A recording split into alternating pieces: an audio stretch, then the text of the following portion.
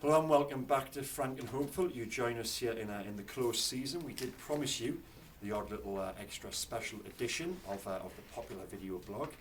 Here we are, we're good to our word. Today we gather in the Hartlepool Mail newsroom to reflect on the final confirmation of the Hartlepool United retained list.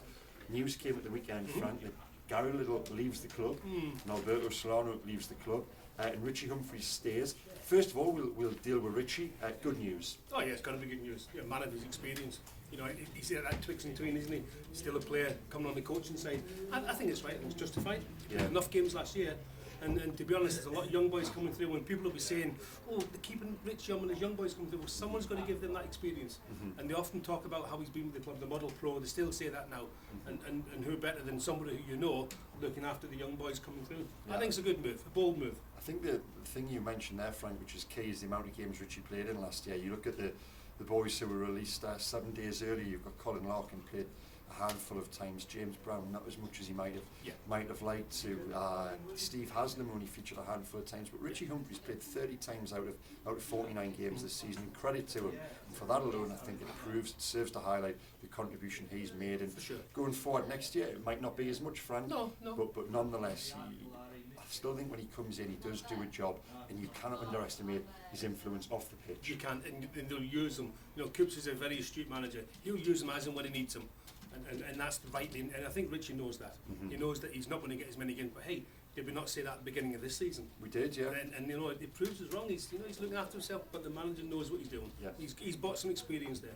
So we'll see what the future holds for Richie in terms of the playing side of things. I'm sure he will be involved, and I know he's desperate to be involved, but on the coaching side of things as well, I think Richie's role will become more and more prominent, and I think that's only a good thing. Yeah.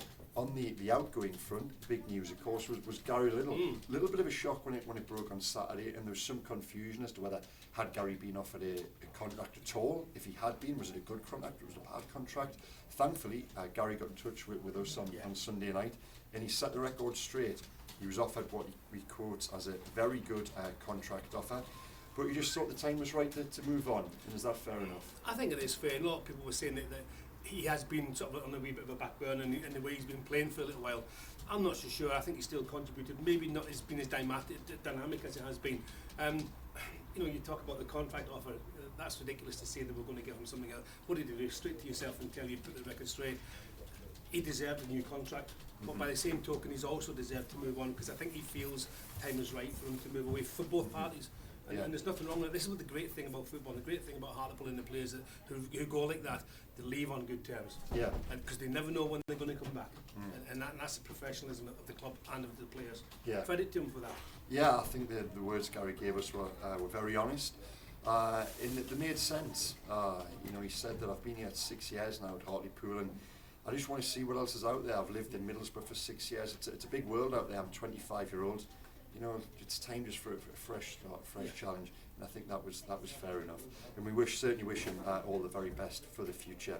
A good player, in my personal opinion, is maybe he had gone a little bit flat, a little bit stale at Hartlepool United. And, you know, I think he's a player, a midfielder who's capable of playing at a higher level, and I sincerely hope he gets sorted at a championship club. And we wish him all the best. Nobby Solano.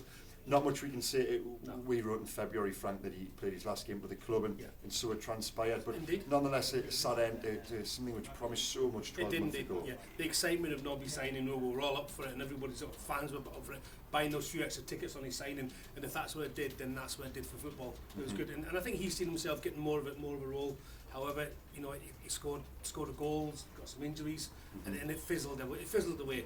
That's it. But Nobby's going to leave us with some good memories. Nobby Solano played for Hartlepool, and if we get that out of it, then that's enough. Of course. For me. In the past 7 days, of course, as well, we've acquired Jonathan Franks from Middlesbrough, a player who we admittedly don't know a great deal about. I think I've seen him play on a handful of occasions. But nonetheless, it's certainly a sign, and Neil Cooper's excited about Frank. It's a good sign that players are looking to come to Hartlepool as well, because you know he had some offers to go to various other places. Certainly did, yeah. And yes, he wanted to come back up into the northern area, but you know Yorkshire's only a good hour's drive away. It's not a lot for these guys. A lot of Hartlepool guys drive from Yorkshire up to train in Durham. So you know the driving is not the problem. He chose to come to Hartlepool.